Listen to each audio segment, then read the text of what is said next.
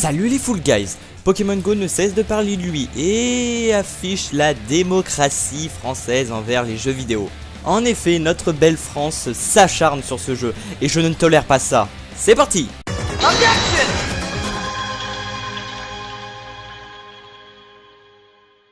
La démocratie. Le maire de Bruxelles a pris un arrêté municipal pour interdire, je vous donne dans le mille, Boku no Pokémon Go. Ainsi, Fabrice Beauvois, le maire de la commune de 800 habitants, a pris un arrêté municipal interdisant l'implantation virtuelle des Pokémon à Bruxelles. Voici le document. Arrêté numéro 41/2016, vu le code général des collectivités. Donc déjà ça, on s'en fout. Considérant le danger qui constitue la recherche des personnages Pokémon par l'inattention des piétons et des conducteurs de véhicules visionnant leur téléphone. Monsieur le maire, dans ce cas, ne punissez pas le jeu vidéo. Punissez les joueurs qui ne respectent pas le code de la route. C'est à eux de prendre leurs responsabilités de regarder autour d'eux. C'est pas de la faute du jeu. Considérant que cette situation peut favoriser en soirée et la nuit de la constitution de groupes dont il convient à prévenir l'émergence.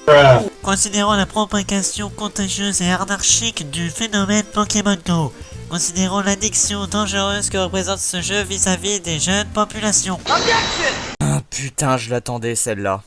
Il est vrai que Pokémon Go a créé une énorme communauté, mais pouvons-nous dire que cela est anarchique? Pas du tout. Le maire vise sûrement les personnes ne respectant rien, mais généralise tous les joueurs. Et pour ce qui est d'une addiction dangereuse, c'est un argument complètement erroné. Les gens jouent à Pokémon depuis les années 80, et jamais on ne considérait ce jeu dangereux. C'est comme si vous disiez que Mario devrait être en Peggy 18, ça n'a aucun sens!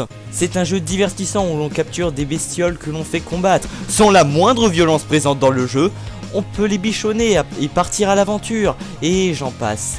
C'est pourtant facile à comprendre.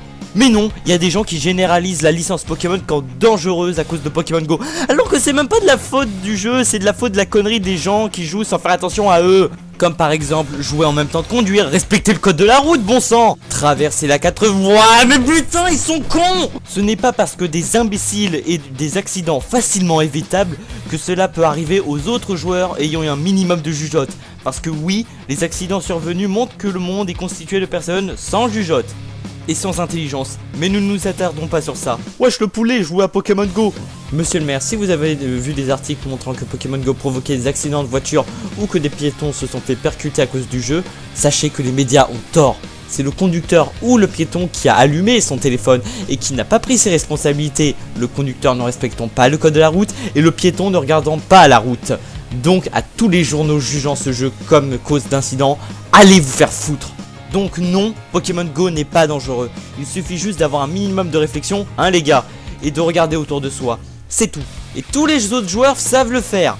Je sais que ce maire veut protéger sa population, mais s'il avait dit à ces derniers les instructions que je viens d'énoncer, il n'y aurait aucun problème à l'encontre de ce jeu étant un divertissement. J'en ai marre que ce jeu qui est censé être un divertissement s'en prenne plein la gueule à cause des personnes qui font n'importe quoi. Donc partagez cette vidéo sur le champ, et si jamais vous, Fabrice Beauvois, regardez cette vidéo, sachez que je ne vous insulte pas.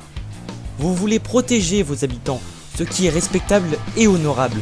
Mais ce jeu est censé nous faire partir à l'aventure, avoir cette nostalgie pour les plus jeunes, rencontrer des gens partageant la même passion et la même nostalgie, s'amuser. Ne privez pas un loisir à cause de personnes ne respectant pas la loi. C'est eux qu'il faut sanctionner. Donc réfléchissez-y.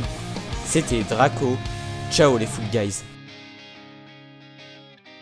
Si vous êtes intéressé par la musique de fond, il s'agit de la version instrumentale de Pokémon Go Outside des Voxmakers, qui est l'une de mes chaînes favorites. Ils font du super bon boulot, donc allez checker leur chaîne et les deux versions de leur musique.